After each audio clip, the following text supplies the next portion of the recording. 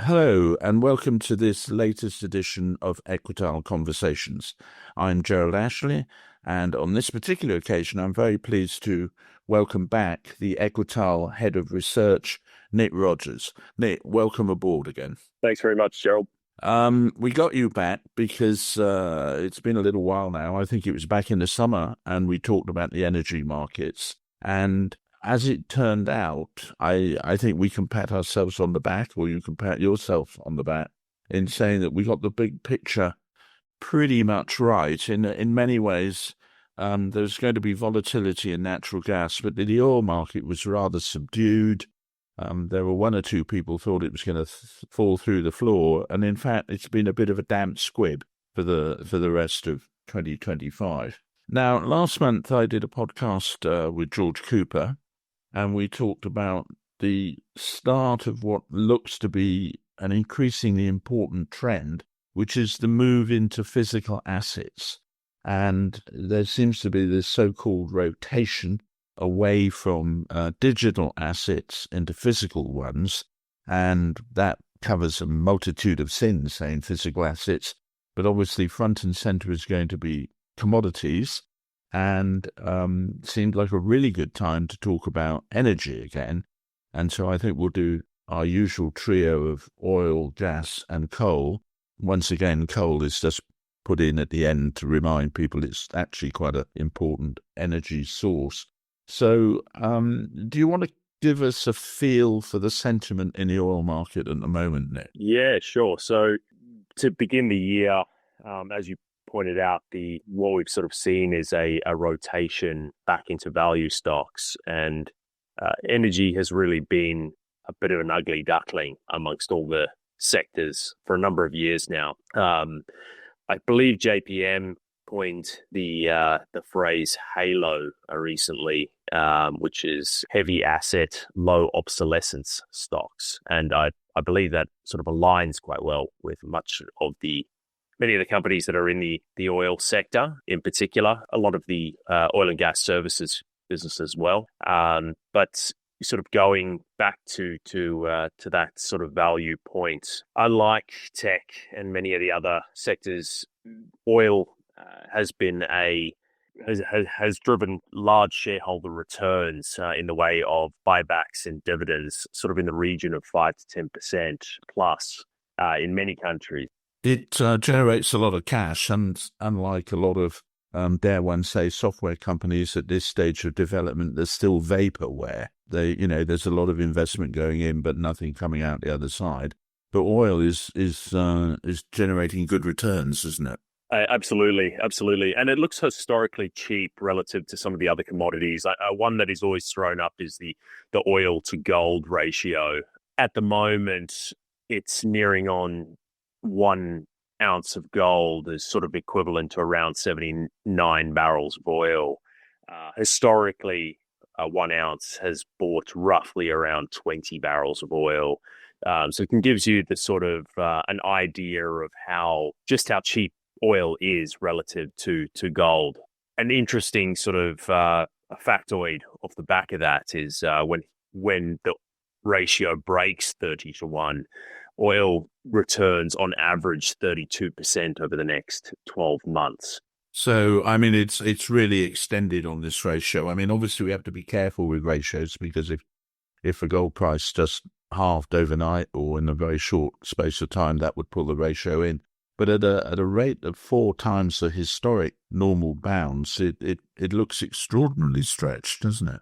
Absolutely, it's very cheap at the moment. We are looking globally, not just at the oil majors in the US, but some of the oil majors here in Europe, and some of the oil services businesses that I mentioned a little earlier, that all look relatively cheaply valued. They're all sort of generating, as I mentioned, quite robust cash flows, and are operating in a lot of cases with very little debt. As the oil price has crept up over the last couple of weeks, we've seen the operating leverage on a lot of these stocks going back to sort of that sort of 5 to 10% buyback yield that they offer. Right. That obviously offers a sort of ratcheting up effect on earnings per share. So it has been a good environment. I think energy has returned its best start to the year for a number of years, but it is actually leading the S&P 500 in terms of the sectors this year, which is a little unusual. When that generally happens, it is not a great sign for other sectors on a historical basis, but we will see what happens over the next 12 months. Okay. Let me just jump in there and say that also there's a slight currency element to this, I suppose, because maybe focusing on the European majors rather than the North American big names, in the background we may have a bit of a weak dollar still to come. Certainly the U.S. authorities, the new head of the Fed and all the rest of it are supposed to be going to obey Donald Trump and look for rates to come down and further pressure on the dollar. So that must be another element as well, I suppose. For sure. The weaker dollar has fed into robust demand from emerging markets. We've got countries like India, for instance, that are seeing a burgeoning middle class. They're beginning to buy their first cars, take their first flights, and are consistently growing their oil consumption on a per capita basis year over year. The other element I want to bring in here, well, two elements actually. The first one is that the sentiment's really been quite bearish. And I think our favorite bugbear, I think it's the IEA, the International Energy Agency, if I've got it, the letters in the right order, once again are producing lots of bearish forecasts. And does look in terms of the price action of crude that the market is looking to ignore that. And is maybe focusing on my other point, which is geopolitics. The armchair admirals of social media are having a whale of a time poring over maps of the Gulf and the Straits of Hormuz and all the rest of it. We've had the extraordinary events in Venezuela, and factored into all of this is where on the supply side we've got Russia and China on the demand side.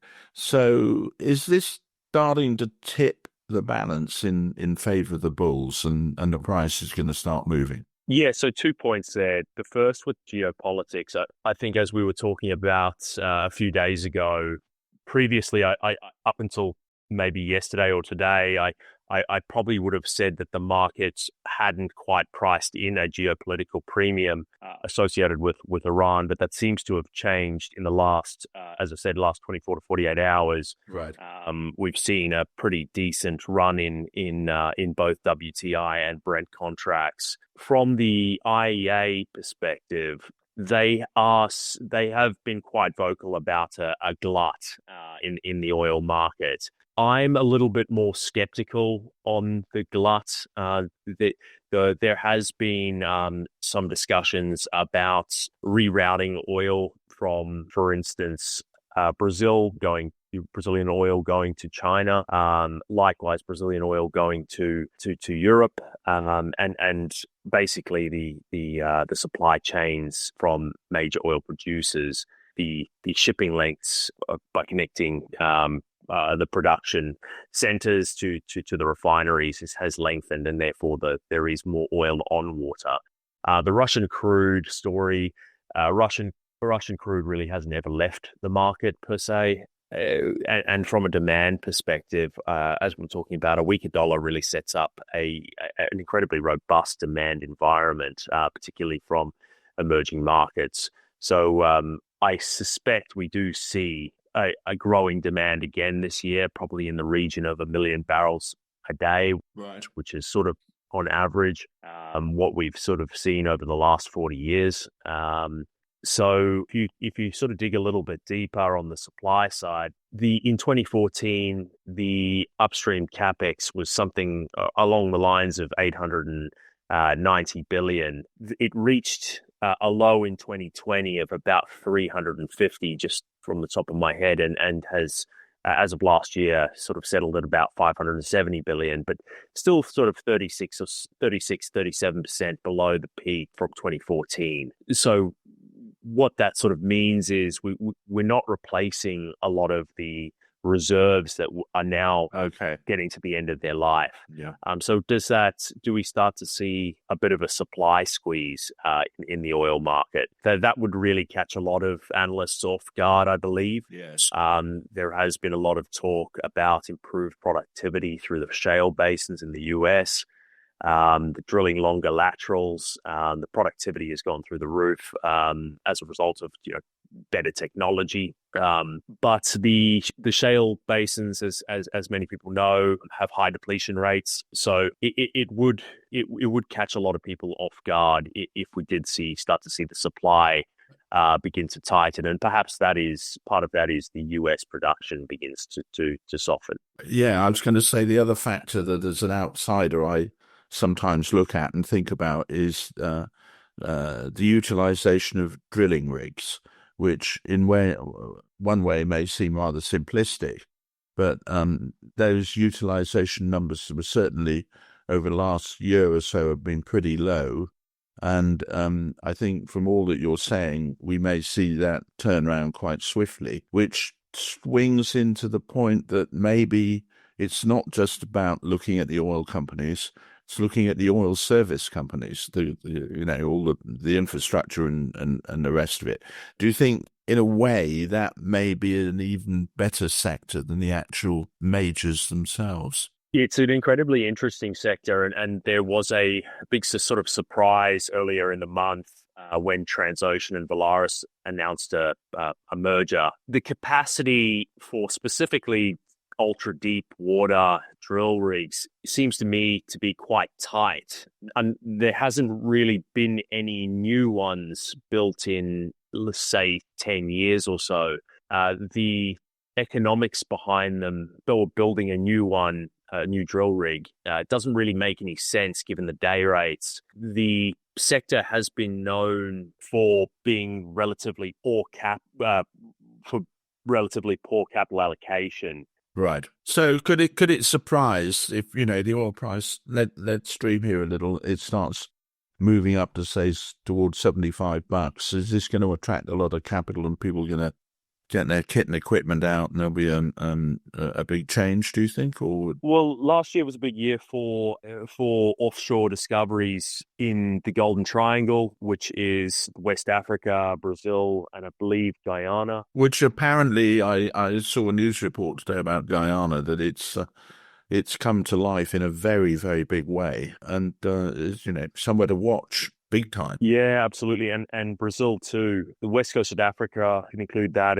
There's been some big discoveries off Namibia. And I think that's where you'll start to see a lot of the capex directed from both the big oil and gas companies, integrated oil and gas companies, your Exxons of the world, as well as your E&P companies or your exploration and production companies like your ConocoPhillips. Okay. So if we take this picture that maybe the oil price is going to surprise on the upside, broadening the view back out again to physical versus digital, one of the paradoxes of all of this, as far as I can see, is there's this huge amount of capital being poured into the digital assets, and now the market is starting to have some doubts about whether it's going to, generate these stratospheric profits and promises that some people are making. But of course, to do any of that, they need our old friend electricity. And as I and everybody who listens to this knows, electricity is not a source of energy. It is just a transmission mechanism. Somewhere down the other end of the wire, there's something else happening. Maybe not so much an oil story, but is this where the natural gas side to this conversation really kicks in? Absolutely. So natural gas is really, it would be unfair to talk about natural gas without talking about artificial intelligence. In the US, artificial intelligence, the big data centers or the hyperscalers are increasingly being powered by natural gas. It is going to be the sort of bridge between AI today and hopefully at some point in the future when nuclear becomes a viable alternative. But until that day, natural gas is going to be the stopgap. Yeah, I mean, some of the big players are talking about building their own nuclear power stations. Now, even if that isn't a sort of pipe dream and is a serious business plan and ambition, the lead time on a nuclear power station, off the top of my head, is going to be, what, 10 years plus? So this must give a lot of room and headroom for natural gas in the meantime. Absolutely. The between the AI data centers coming online and the LNG facilities coming online, predominantly on the East Coast and in the Gulf, we're going to see a huge amount of demand for US natural gas over the coming years. That should, in my opinion, lift the floor of natural gas in the US. We've sort of seen this year that the weather was quite horrid, particularly sort of through the December and January periods in the continental US. Yeah. And natural gas prices jumped considerably. I believe Henry Hub topped $7, which is quite amazing. But to give you an idea, that North American LNG export capacity is on track to sort of more than double, adding sort of more than 10 billion cubic feet per day to the global market. So they've suddenly become an enormous player over the last few years, a lot of which must be to do with the politics of Ukraine and Russia and Europe and all that stuff. And so I think when we discussed gas last year, we said we could see this sort of bullish picture. But the issue now is it's going to stay at these elevated levels, isn't it? It's not going to, there's no real sign that it would settle back in at all. It's fallen quite a lot from its peak a couple of weeks ago due to more moderate weather. The thing with natural gas is that it has the moniker, the Widowmaker, and for good reason. It's a volatile commodity. My sort of view is that we see the volatility continue to be expressed through the price, but the floor ultimately rises over the course of the next few years, as I said, as this capacity of LNG comes on and AI data centers sort of absorb additional production of natural gas in the US. As we were sort of talking about with winter, the grid sort of at the moment, and part of the reason why we saw the huge jump in natural gas prices was due to the lack of slack in the grid. In previous years, we've been able to dial up coal or nuclear in the US, but there's been so much coal that's been retired, and nuclear, as you mentioned, is the lead time is measured in decades. So when it comes back, natural gas is really the stopgap, and if we want electricity, we're going to have to produce more of the stuff. And again, we're maybe another part of the spectrum on all of this then is going to be the sort of pipelines and the transmission of LNG around the world. So is there going to be some geared plays, do you think, again, in the oil and gas, or say the gas service sector? Yes, the midstream gas pipeline businesses are quite interesting in the US. That the infrastructure is not easily replaced, and they sort of act as almost like a toll road, right. And they're sort of paid on volume.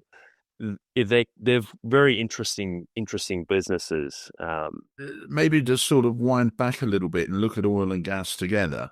We're coming up with quite a sort of bullish picture here, and maybe that certainly in the oil market case, the market may be a bit flat-footed, maybe actually facing in the wrong direction to a degree.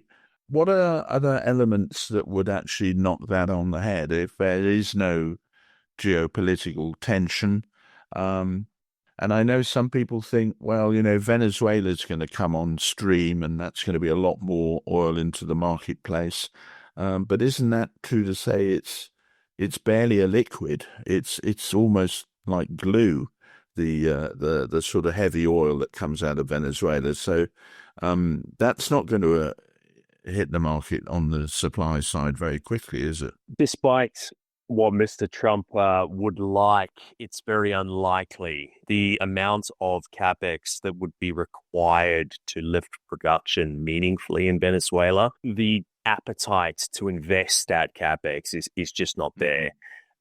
Their crude, as you mentioned, is essentially liquid bitumen. It's you can't just sort of turn the tap on with it. It requires a massive amount of refining infrastructure and imported dilutants, neither of which they have at present. So for now, Venezuela is a bit of a nothing sandwich. It's a headline grabber mainly. I suppose in a way it could be a cousin to the Canadian tar sands, except that Canada, of course, have got 20, 30, 40 years of infrastructure investment, and they're able to deal with their so-called tar sands in a pretty effective manner, but they're already doing that.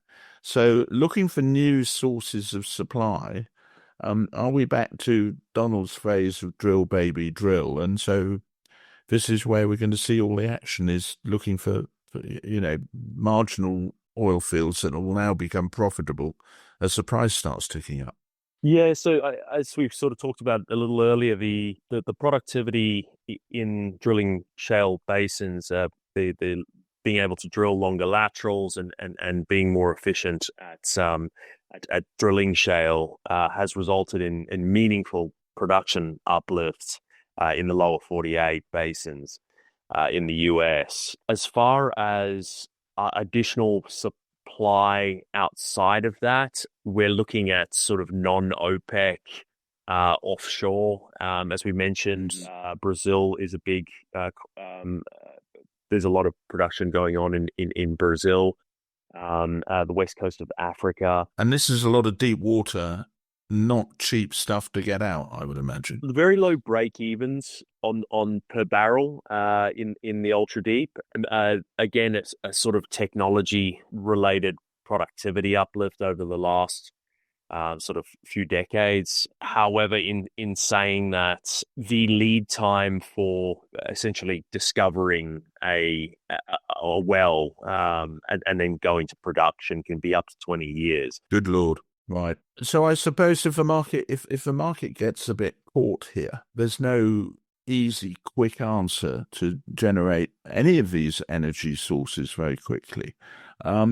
One country, small country that may be worth briefly mentioning whilst we spin back to gas, is Qatar, which is, you'll correct me, but I think I'm right in saying they have got possibly hundreds of years of natural gas resource. And I've heard it said that in a way they're almost the central bank of natural gas. So are they going to play a really key part in this whole gas, electricity, energy, or potentially energy shortage? Absolutely, yeah, absolutely.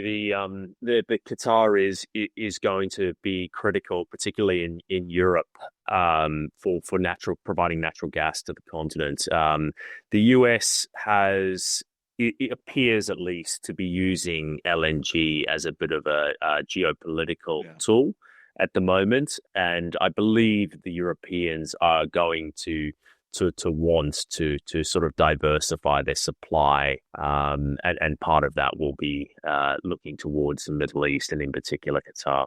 Oh, okay, so to sort of summarize where we are so far, I think you're convincing me there's a good bull case for oil, and I take your point that the natural gas market is almost by definition a very volatile beast, but that said, it'd be rather unwise to look for excess supply in that market. So both these markets look potentially bullish and even tight in the future. I always run these numbers, or I did last time, and oil, just to remind everybody, is 33% of global energy.